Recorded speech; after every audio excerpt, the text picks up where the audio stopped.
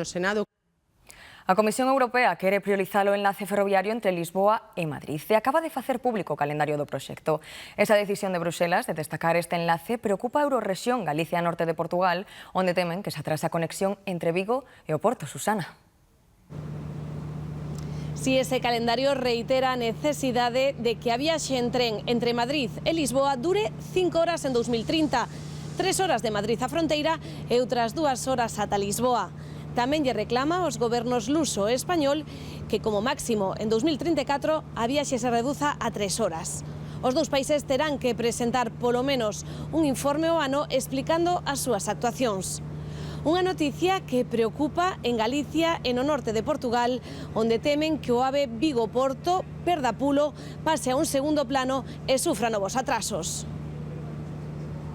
Os empresarios galegos insisten en defender a prioridade do AVE Vigo-Porto.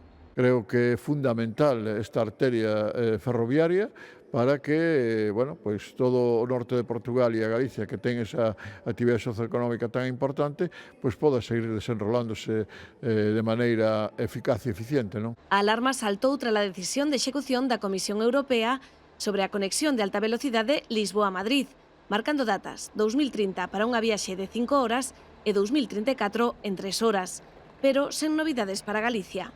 E realmente, se nós vemos os datos que temos entre Madrid e Lisboa, pois son moito peores que os de o Porto con cualquier punto de Galicia. Dende o Eixo Atlántico apuntan que non hai motivo de alarma e que todo se debe aos atrasos nese enlace entre Madrid e Lisboa. Esa óptica é lógico que falen solo desa liña, porque é a única que a eles non lles cuadra.